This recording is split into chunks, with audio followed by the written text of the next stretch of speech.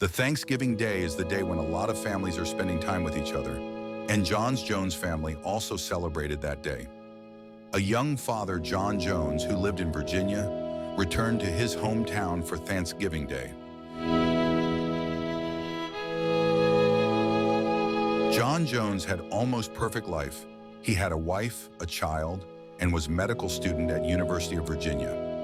Everything was all right until John with his brother decided to go caving as they did as kids. John in his free time was a hobby cave diver. He liked that adrenaline, which then led him to die. The cave is located in Utah near Salt Lake City and was considered beginner-friendly with easy parts like the maze or the big slide. But there were some parts that even a professional cave divers felt stuck in, like the birth canal. Already the name can make you feel uncomfortable, but that unfortunately didn't keep him away. The birth canal led to the room where you could turn around and came back to earlier parts. So in group of 11, including family members and friends, they interned the cave. Everything seemed all right until 4 of them started to be bored of the easy parts of the cave. And then John, his brother Josh, and 2 friends started to look for the birth canal. They found a hole as they thought leading to the birth canal, but unfortunately they made a wrong turn. John was going first with his head going first. In the area that John was at the time 5 years before happened to accident. When 16 years old Brock Clark, who was only 5 feet 7 and weighed 130 pounds, was stuck in for 14 hours. The place was a corkscrew. John somehow squeezed through it, but it was just the beginning of their problems. At that moment, they still thought that it was a birth canal and knew that many people felt stuck before, so they didn't mind. John is a big man, 6 feet tall and weighed 200 pounds, had only bigger problems than Brock 5 years before. He pushed further in hope of finding more space to turn around. In space only 12 inches high, he squeezed his stomach in and kept moving forward. He got to the point where he was head first at a downward angle, which caused him to almost do a handstand. He yelled to his brother to stop, and they discussed what to do.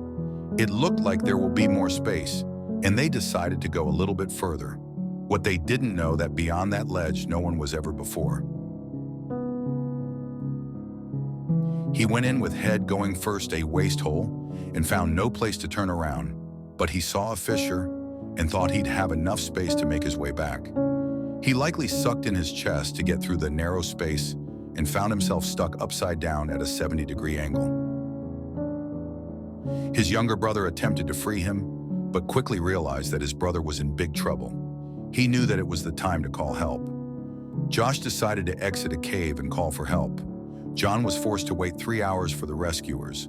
The first one that reached John was Susie Matola, young 5 foot 3 inches tall caver. She tried many ways to free John, but nothing seemed to work. After over an hour, she had to go back because she was already very exhausted. Then another rescuer replaced her. After weighing their options, they decided to build a pulley system, which wasn't easy because it took almost an hour for every rescuer to reach John. The hole that he was stuck in was just 18 by 10 inches, which made tie him with rope impossible.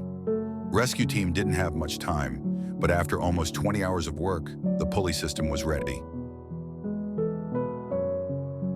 They started to pull John up, and inch by inch it worked.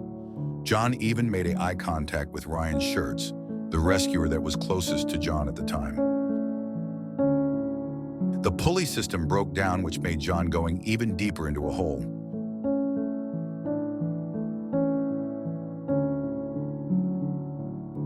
Carbine hit Ryan in the head, which caused him to lose consciousness.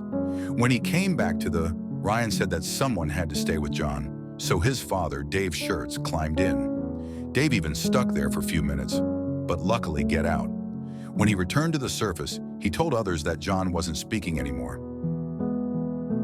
They sent a paramedic, and after 27 hours, he was considered to be dead. After that accident, cave entrance was permanently closed. After death of John, his wife Emily Jones Sanchez fell into depression. She even swore to herself that she wouldn't get married.